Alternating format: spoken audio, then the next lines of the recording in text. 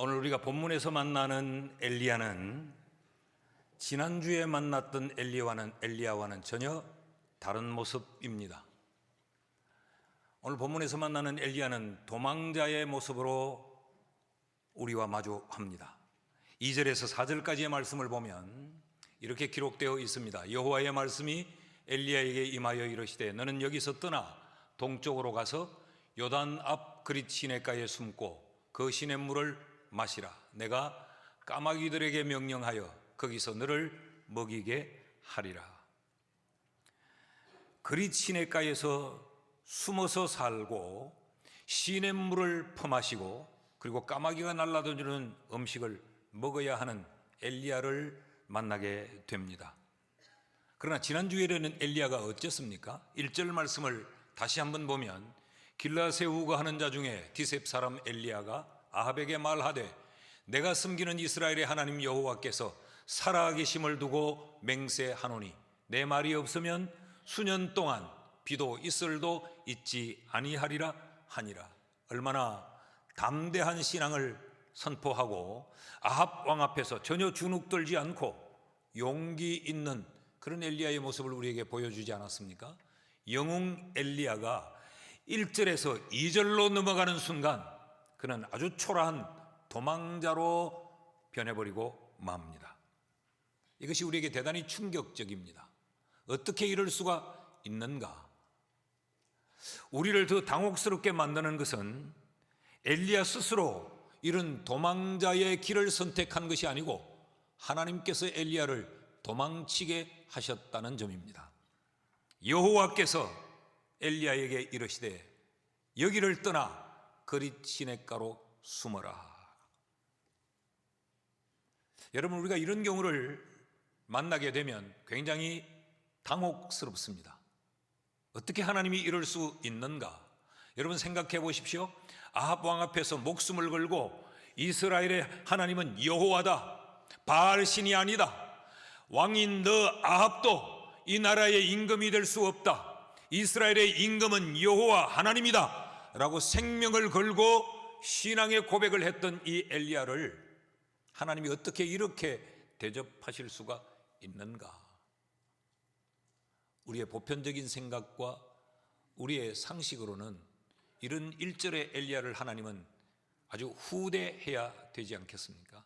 엘리야야, 내가 서울의 가장 비싼 호텔에 스위트룸을 내가 예약해뒀다. 거기로 가거라. 너 잘했다. 가서 쉬어라. 아침 저녁으로 거기서 뷔페를 먹고 거기에 사우나를 24시간 오픈을 해두었다. 내가 그 호텔 사장에게 다 말했고 지배인에게 다 이야기해뒀다. 마음껏 누리고 쉬어라. 이렇게 말해야 이게 상식이고 이게 경우 아닙니까? 근데 하나님께서는 엘리야를 그릿 광야로 도망을 치게 합니다. 어떻게 이럴 수가 있을까? 하나님이 왜 이러시는가? 그 해답을 욥에게서 우리는 얻을 수 있습니다. 욥을 보십시오. 욥은 극심한 고난과 역경을 겪어낸 사람 아닙니까? 그것도 욥의 허물이나 욥의 실수나 욥의 선택에 의해서 그런 고난을 당한 것이 아니고 사탄의 참소를 하나님이 들으시고 욥에게 고난을 허락하심으로 말미암아 욥이 그런 환난과 역경의 시간을 지나지 않았습니까? 그런 극심한 고난 중에서 욥은 그때 자신의 심경을 욥기 23장 2절에서 이렇게 표현합니다. 오늘도 내게 반항하는 마음과 근심이 있나니 내가 받는 재앙이 탄식보다 무거움이라. 그런 상황에 대하여서 욥이 직면하고 있는 그런 환경에 대해서 욥의 마음에는 반항심이 생겼고 욥은 그것으로 인하여 극심한 근심 가운데 욥이 빠져들게 되었다고 그 스스로가 고백하고 있습니다. 이것이 정상입니다. 하나님이 어떻게 이럴 수 있지? 왜 내게 이런 시련의 시간을 허락하는 걸까? 충분히 반항할 수 있고 충분히 그것으로 인하여 좌절하고 절망할 수 있습니다.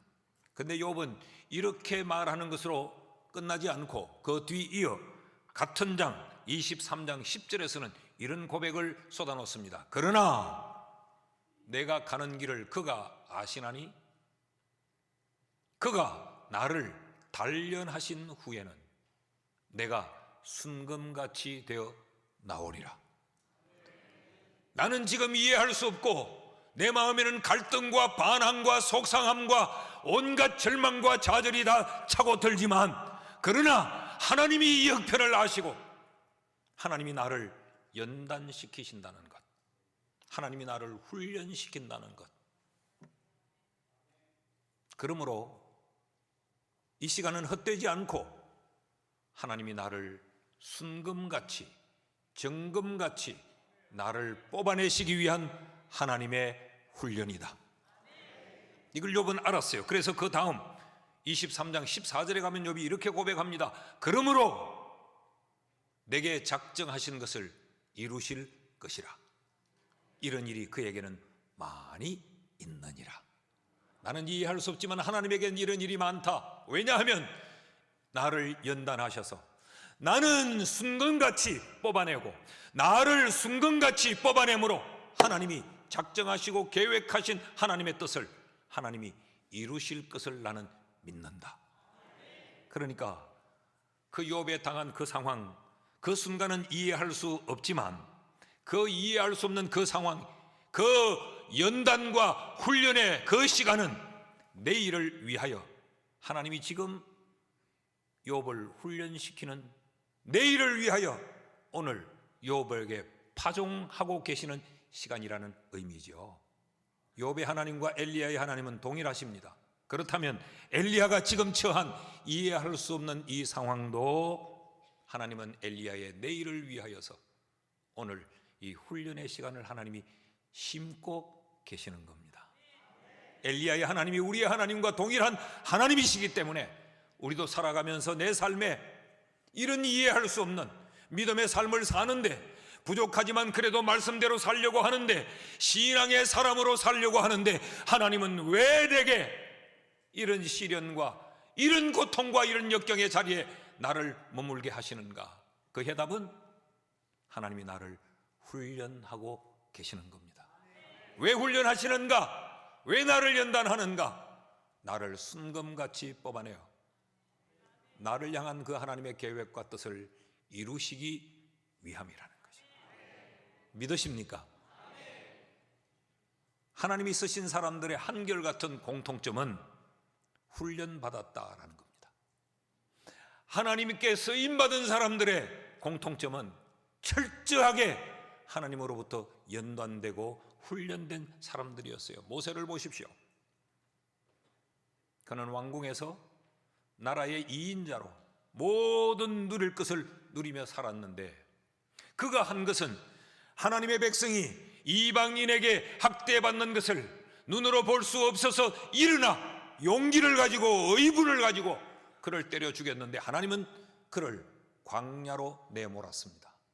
그리고 광야에서 40년 동안 왕궁의 삶과는 비교할 수 없는 목동의 삶을 산 것이죠. 거친 음식을 먹고 거친 잠자리에서 거친 삶을 40년 동안 이어가게 했습니다.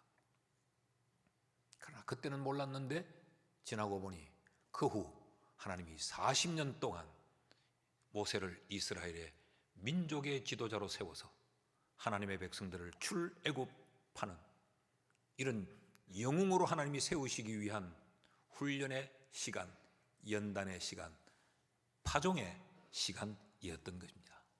모세만 그랬을까요? 요셉도 그랬습니다. 요셉도 애굽에서 연단과 훈련의 과정을 겪어 그의 가족과 그 민족의 구원자로 하나님이 쓰셨고, 다윗도 그렇습니다. 이해할 수 없는 그 사울의 핍박과 환난의 시간을 지나게 만들면서 하나님은 그를 이스라엘 역사에 누구와도 견줄 수 없는 위대한 왕으로 세우셨던 것입니다. 훈련 없는 선수는 없습니다. 한번 따라 하실까요? 훈련 없는 선수 없다. 신앙생활은 뭐냐? 신앙생활은 하나님의 백성으로서의 우리가 지금 훈련받고 연단받는 시간이 신앙생활이에요. 하나님은 내일의 우리를 통하여 내일 하나님의 뜻과 계획을 이루시기 위해 오늘 하나님은 우리를 연단시키고 오늘 훈련하심으로 이 시간을 하나님은 심게 만드시는 분이십니다. 한번 따라할까요? 하나님은 훈련시키시는 하나님이시다. 하나님의 백성은 하나님으로부터 훈련받는 백성이다. 믿으시면 아멘. 자, 그렇다고 하면 우리가 이제 살펴볼 것은 엘리야를 통하여 하나님은 무엇을 훈련시키셨는가? 엘리야가 받은 그 연단과 훈련의 내용은 무엇인가? 그 첫째는 하나님은 순종의 훈련을 시키십니다. 자, 1절 말씀을 다시 한번 제가 봅니다. 길르앗에 우거하는 자 중에 디셉 사람 엘리야가 아합에게 말하되 내가 섬기는 이스라엘 하나님 여호와께서 살아계심을 두고 맹세하노니 내 말이 없으면 수년 동안 비도 이슬도 있지 아니하리라. 자, 아합 앞에 선 엘리야의 모습이에요. 그런데 18장 1절도 꼭 같은 상황의 말씀인데 이 말씀과 17장 1절의 말씀을 비교해 보십시오. 18장 1절입니다. 많은 날이 지나고 제3년에 17장 1절에 그 가뭄에 선포한 이후 3년이 지난 시점에 여호와의 말씀이 엘리야에게 임하여 이르시되 너는 가서 아합에게 보이라. 내가 비를 지면에 내리리라. 똑같이 상황은 아합 앞에 서는 상황이에요.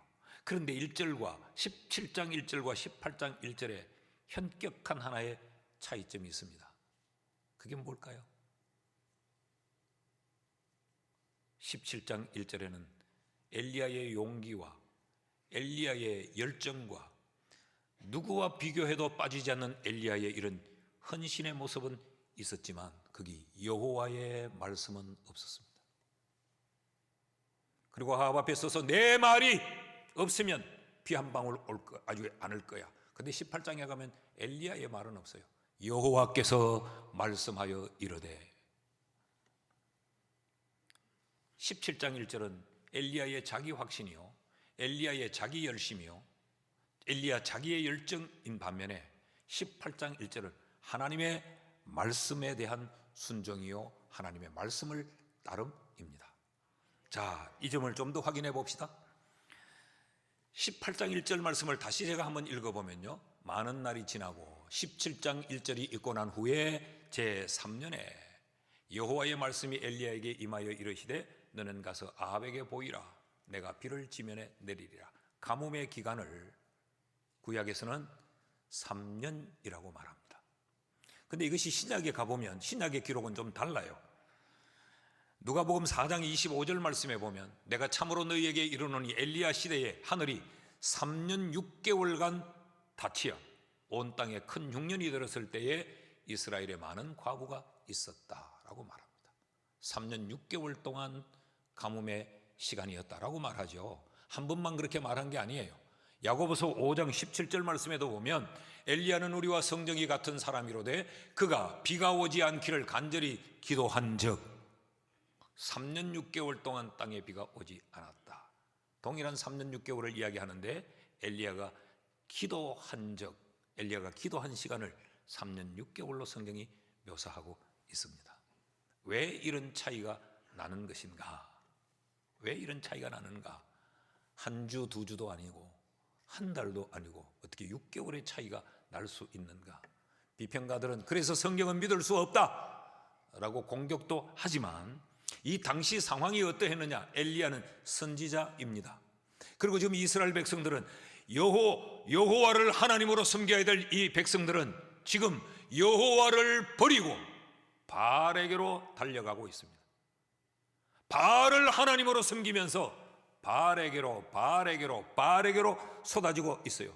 선지자의 마음이 어떠했겠습니까? 그들에게 이건 아니라고 말했어요. 이스라엘의 하나님은 여호와라고 말했습니다.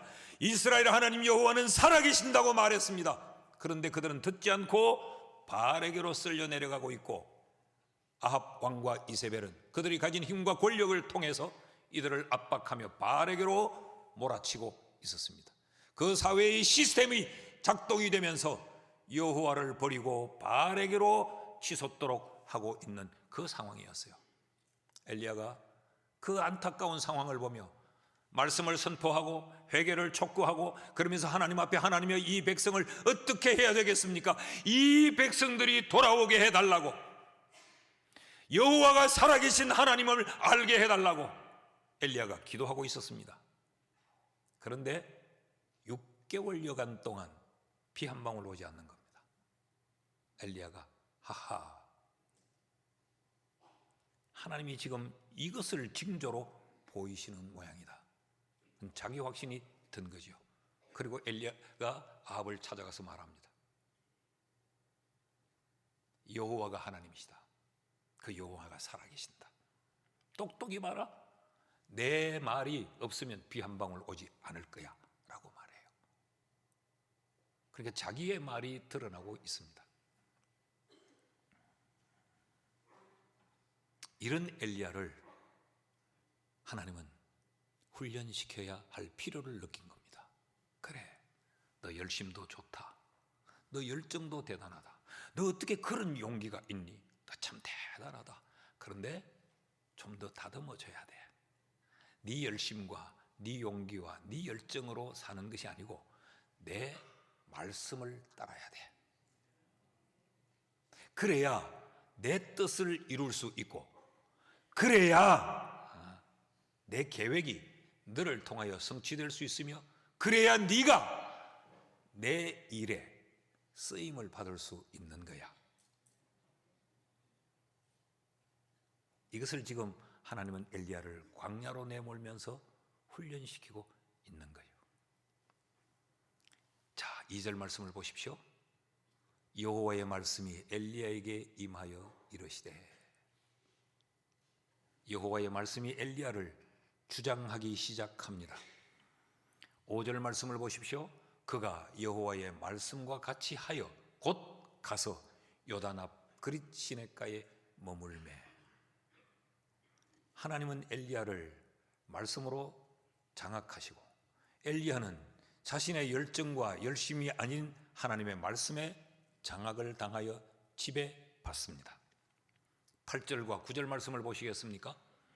여호와의 말씀이 엘리야에게 임하여 이르시되, 너는 일어나 시돈에 속한 사르밧으로 가서 거기 머물라. 내가 그곳 과부에게 명령하여 네게 음식을 주게 하였느니라. 사르밧으로 보낼 때도 여호와의 말씀으로 보내고, 그 사르밧에서 이 그릿으로 보낼 때도 여호와의 말씀으로 보내고, 그리고 그릿에서 이 사르밧으로 보낼 때도 여호와의 말씀으로 보냅니다. 그랬더니 10절 말씀을 보면 그가 일어나 사르밧으로 가서 성문에 이를 때에, 지금 엘리야가 하나님의 말씀에 지배를 받고 있습니다. 그러니까 엘리야는 지금 하나님의 뜻대로, 하나님의 원하심대로, 하나님의 계획대로 지금 움직여지고 있는 것이죠. 이런 말씀에 순종하는 훈련의 과정을 지나게 만들어서 하나님은 18장에서 아합에게로 다시 보냅니다. 그때부터 엘리야는 자기의 열심, 자기의 열정, 자기의 용기로 움직이는 사람이 아니고 하나님의 말씀대로 움직이는, 말씀에 순종하는 사람으로 바뀌어집니다. 여러분, 오늘 우리도 이 세상을 살아가면서 엘리야가 당한 것처럼 이해할 수 없는 그런 상황, 광야와 같은 곳에 우리가 내몰릴 때 하나님이 왜 이러시지? 나 교회 열심히 다녔는데, 나 주사랑 찬양대도 수년을 했는데, 나 한 번도 빠지지 않았는데, 나 기도도 하는데, 그런데 하나님 왜 이러시지? 왜 내 앞길은 이렇게 막막한 현장에 머물게 하시는가? 이런 마음이 들 때 기억하십시오. 하나님이 내게 순종의 훈련을 시키고 계신다는 거. 그래, 너 열심 있다. 좋은 거다. 너 그런 용기를 가졌구나. 그거 귀한 거야. 그런데 거기 하나 더, 말씀에 순종하는 훈련이 되어져야 돼.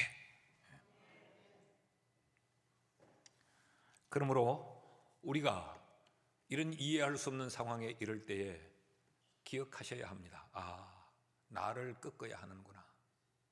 내 열심, 내 열정보다 더 중요한 것은 하나님이 무엇을 원하시고 하나님이 내게 어떻게 말씀하시는가를 우선적으로 듣고 우선적으로 붙들 수 있어야 합니다.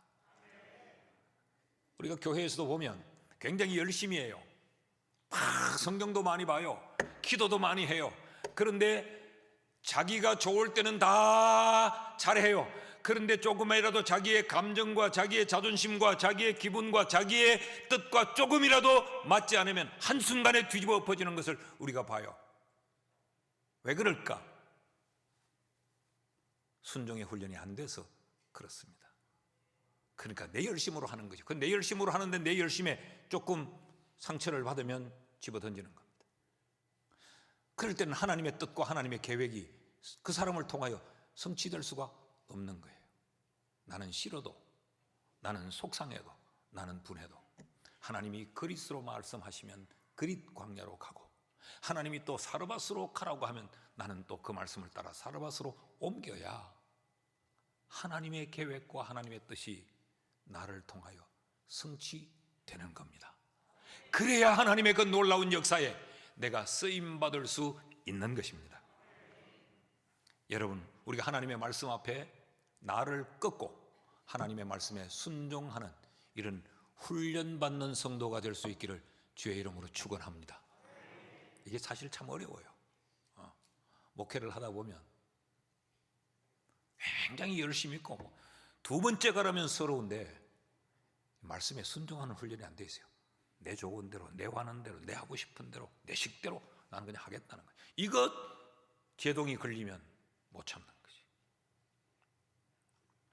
이런 거 이렇게 비유를 하면 어떨런지 모르겠어요. 박신혜 집사님에게, 집사님 너무 성가대 잘하고 계세요. 그런데 한 6개월 쉬어요, 지휘를. 이러면 뚜껑 열리부터 내가 기쁨으로 춤추리 하면서 대원들보다 내가 더 궁둥이를 많이 흔들고 내가 그래 열정으로 했는데 나를 쉬라고 속에 분노가 확 치밀어 오르는 거죠. 그러면 내가 그 다음 뭘 뜻하고 있었는지를 모르는 거죠. 그 다음 단계에 내가 계획한 것을 그를 통하여 내가 이룰 수가 없는 거죠. 이런 겁니다. 예를 들면 난 이런 의미에서 오늘 3부 예배를 드리는 우리 모두가 하나님의 말씀에 나를 꺾고 순종하는 훈련된 성도가 되기를 주의 이름으로 축원합니다. 둘째로, 하나님은 이 엘리야를 왜 그 광야로 내몰았는가? 훈련시키시기 위함인데 그에게 체험의 훈련을 시키시기 위함이었어요.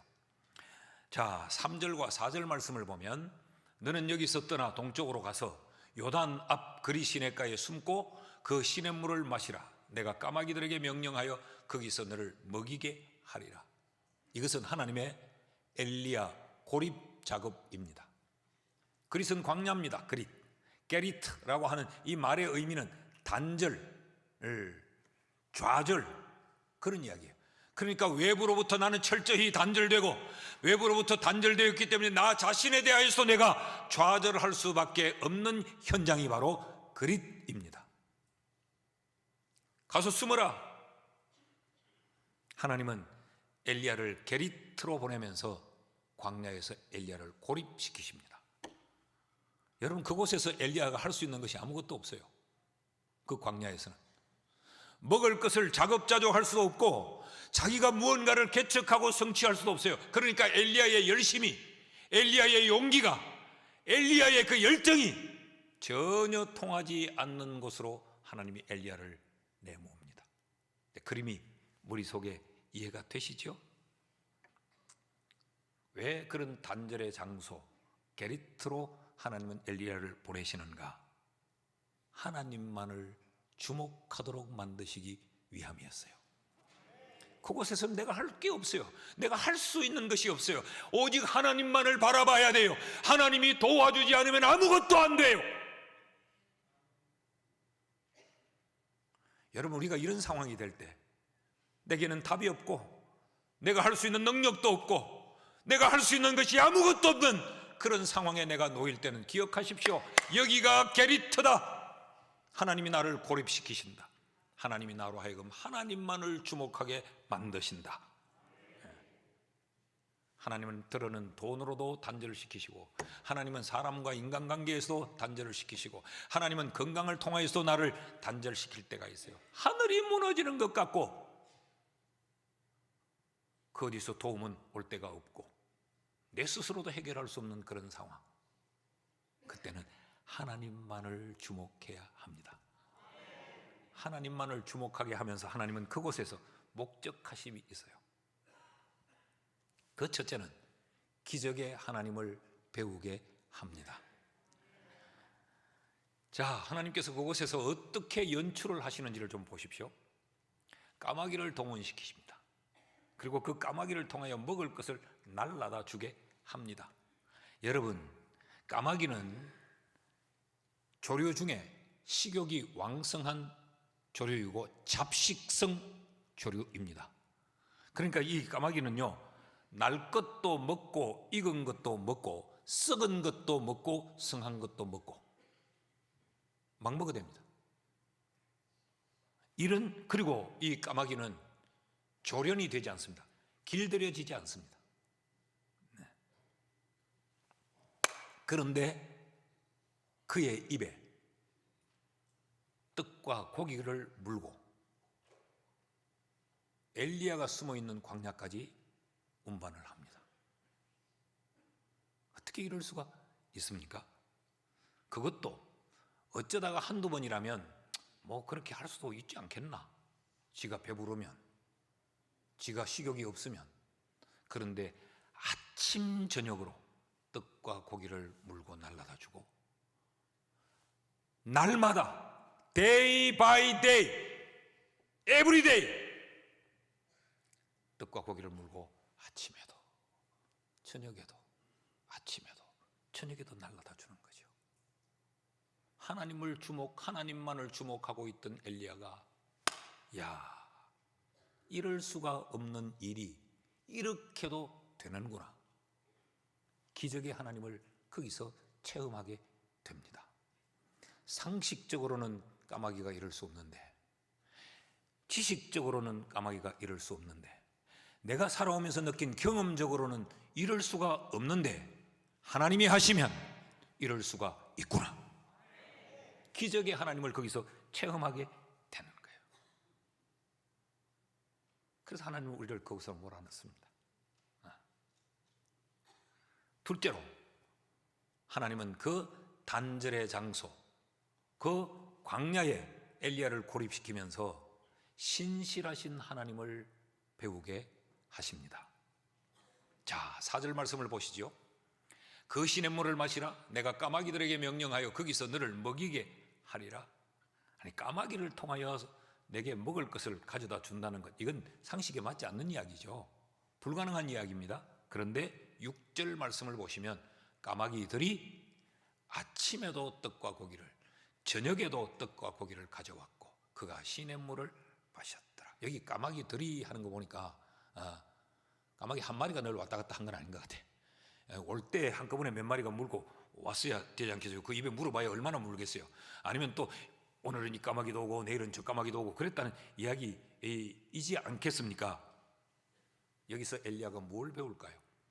아하, 상식적으로는 안 맞아도, 내가 알고 있는 지식으로는 말도 안 되는 소리라도, 내가 지금까지 살아오면서 경험한 그 경험으로는 택도 아닌 말씀이라도 하나님은 자기가 말씀하신 것은 반드시 지키시는 분, 말 같지 않는 말이라도 하나님이 하시면 하나님은 그대로 되게 하시는 분, 내 상식으로는 받아들일 수 없어도 하나님이 말씀하시면 하나님은 자신이 말씀하심을 지키시는 신실하신 하나님이다.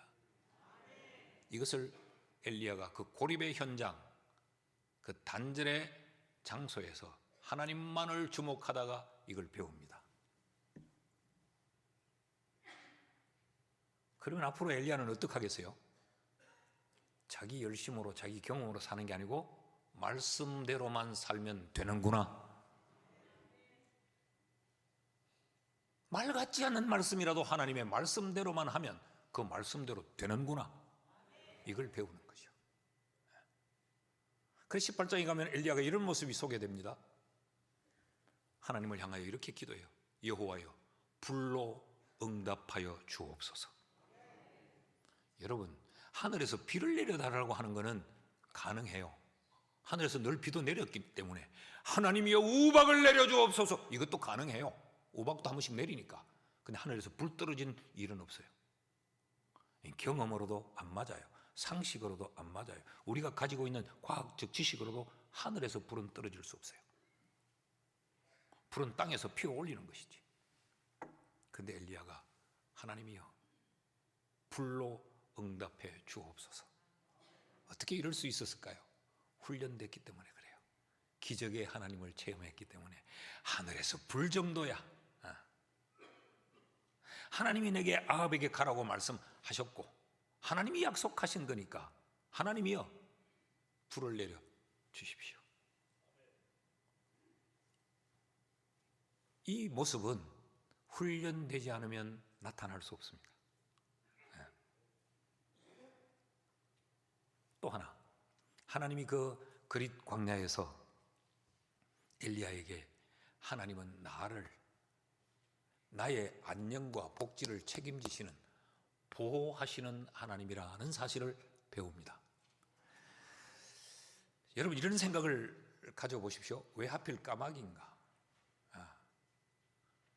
까마귀는요, 레위기서 11장을 보면 부정한 것들에 대하여 쭉 이야기하고 있습니다. 쭉 이야기하면서 이런 것들은 부정한 것이니 접촉하지 말고, 뭐 이런 것은 먹지도 말고, 이런 것은 멀리하고, 이런 이야기를 쭉 하시는 중에 그 부정한 것, 오르빔, 까마귀가 등장을 합니다. 11장 15절 말씀을 보시면요, 까마귀 종류와 그랬어요. 이 까마귀는 부정한 것입니다. 근데 하나님이 까마귀를 통하여 먹을 걸 날라다 주겠다라고 할 때 엘리야의 마음이 어땠겠어요? 왜 하필 까마귀냐? 기분 나쁘게. 이 이스라엘 문화와 우리 문화가 참 닮은 게 많은 것 같아요. 우리도 여러분 까치는 좋아하는데 까마귀는 싫어하죠. 아침부터 까마귀가 와가지고 까막까막하면 기분이 더럽잖아요. 저기 아침부터 재수 없도록 우리는 까마귀를 후쳐뿌립니다. 후쳐뿐다는 것은 우리만 아는 말입니다. 까마귀를 쫓아보내버리죠. 그런데 까치가 와가지고 아침부터 까치 하면, 이건 여러분 제가 까마귀와 까치를 여러분에게 구분시키기 위함입니다. 까치 하면 우리가 뭐라고 말합니까? 오늘 반가운 손님이 올라나? 오늘 무슨 좋은 일이 있을라나? 그리고 그 까치는 또 이렇게 흐뭇하게 보고 있습니다. 이게 문화의 차이. 근데 유럽의 쪽에는 까마귀가 길조입니다. 근데 우리는 어릴 때부터 그렇게 길들이는, 나는 까마귀는 싫더라고. 까마귀는. 까마귀는 시꺼먼 게 싫어요. 까치는 여기가 하얗게 이렇게. 그래서 오늘 제가 흰 와이셔츠를 입고 왔습니다. 이건 그래도 보면 이뻐요. 자, 이스라엘 백성들에게도 그랬어요. 그런데 여기 하나님의 목적하심이 있습니다. 엘리야는 광야에 숨어 있습니다.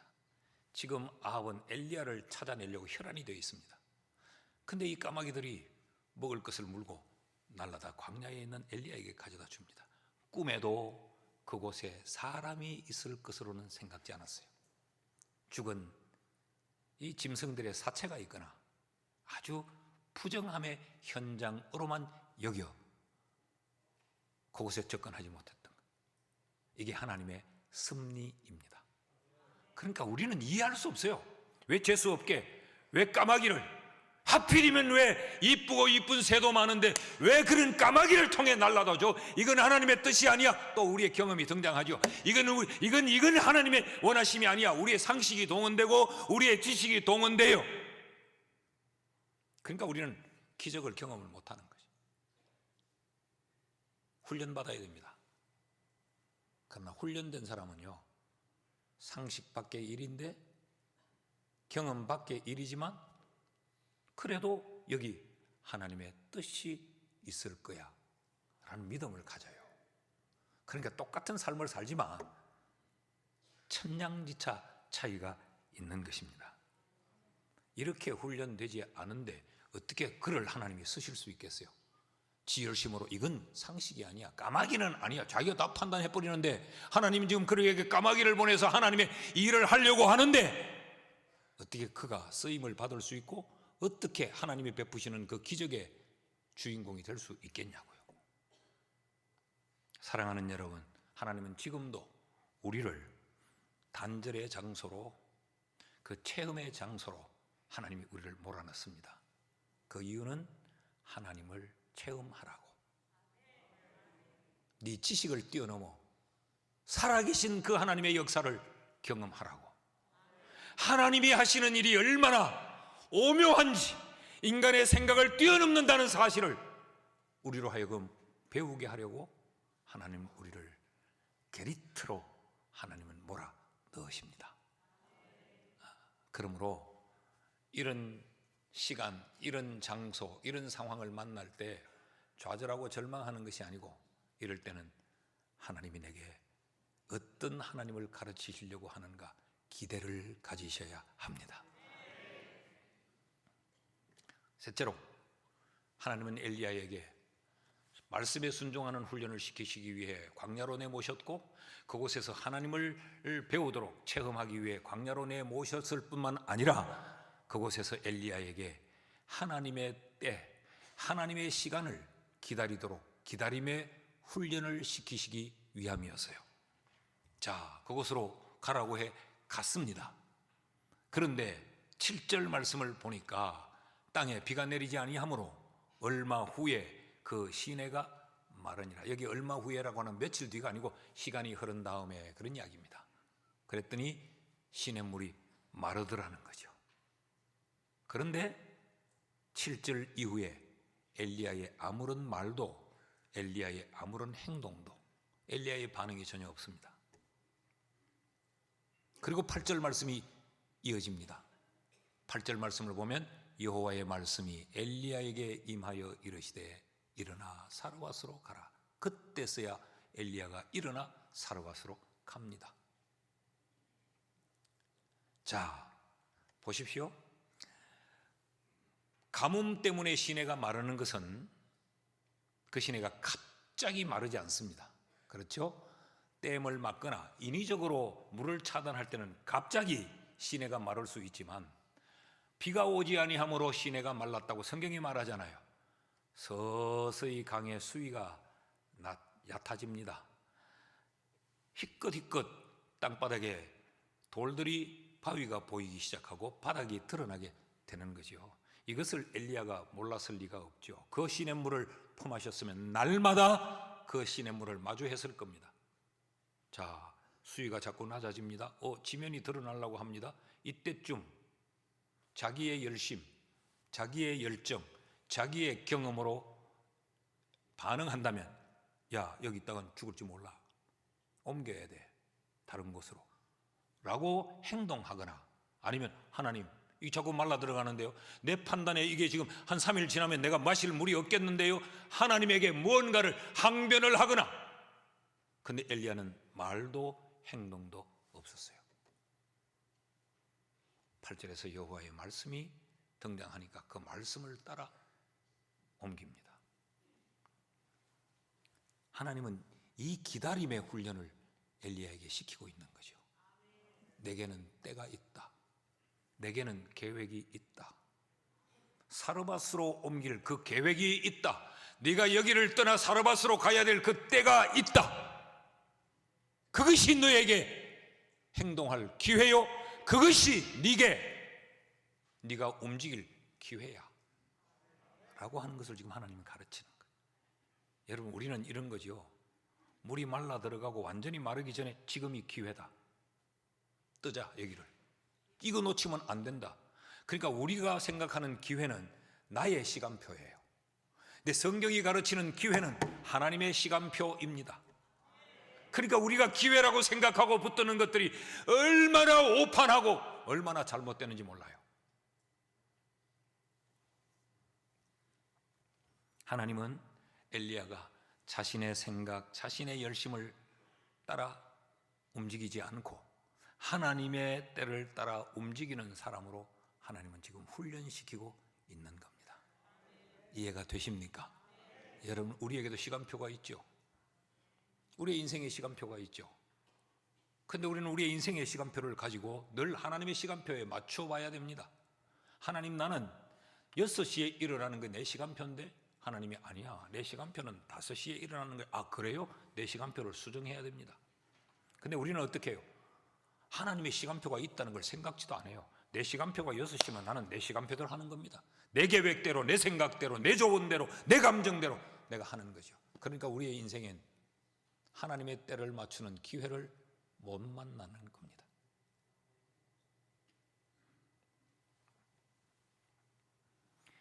여러분, 천하만사는 다 때가 있습니다. 그 때는 하나님의 시간표입니다. 그러므로 그 때를 따라야 우리는 성공할 수 있고 승리할 수 있는 겁니다. 그 하나님의 때를 따르지 않으면 우리는 실패하고 우리는 후회하게 되는 겁니다. 기도의 응답도 때가 있어요. 내 시간표와 하나님의 시간표가 달라요. 우리가 하나님의 일을 할 때도 때가 있어요. 그 하나님의 때를 맞추면 하나님의 일이 이루어지는 것이요, 그 때를 맞추지 못하면 나는 하나님의 일에, 하나님의 계획에 나는 쓰임받지 못하는 겁니다. 하나님은 손해볼 것이 없어요. 하나님의 시간표에 맞추는 자를 하나님은 찾아 쓰시면 되는 거니까 내가 쓰임받지 못하는 거죠. 교회 일에도 다 하나님의 때가 있습니다. 그 하나님의 때를 맞추어야 되는 거죠. 나의 상황과 나의 계산과 나의 감정의 시간표를 맞추는 것이 아니고, 광야가 싫어도 하나님의 때의 광야로 가야 되고 하나님의 때의 사르밧으로 가야 되고,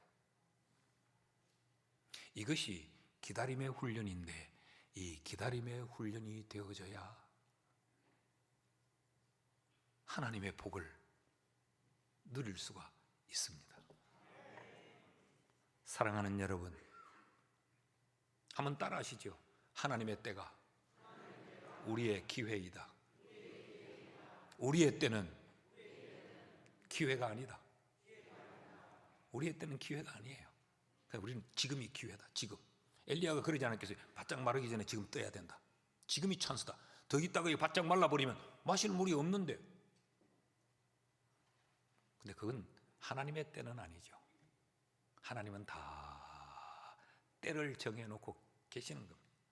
이 교회 속에 움직이는 하나님의 계획과 하나님의 시간표가 다 있단 말이죠. 하나님은 그 시간표대로 우리를 다 움직여 가세요.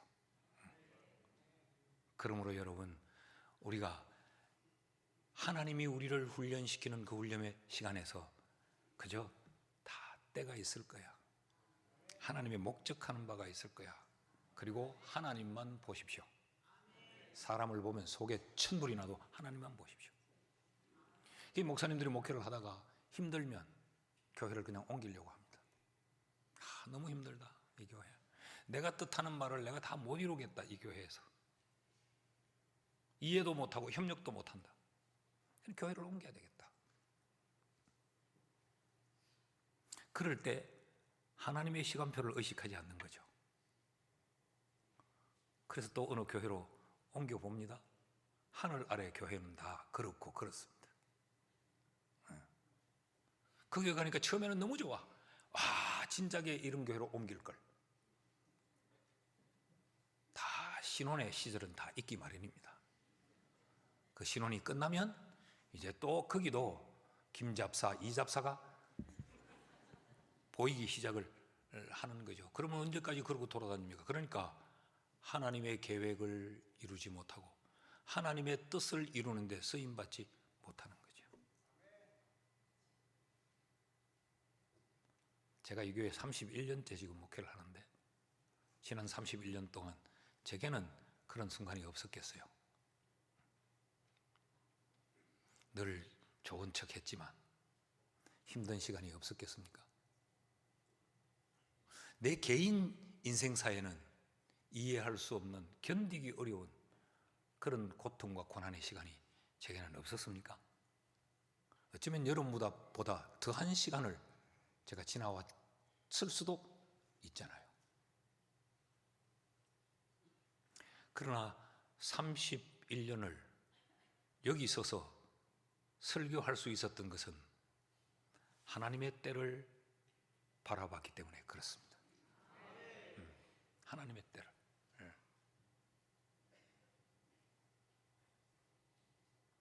그러니까 담대할 수 있었던 거예요. 그러니까 주눅들지 않을 수 있었던 거죠. 그러니까 좌절하거나 절망하지 않을 수 있었던 것이죠. 사랑하는 여러분, 하나님의 때는 있습니다. 그때가 내게 기회입니다. 그 기회를 얻을 수 있도록 훈련을 끝까지 잘 받아내는 우리 모두가 될 수 있기를 주의 이름으로 축원합니다.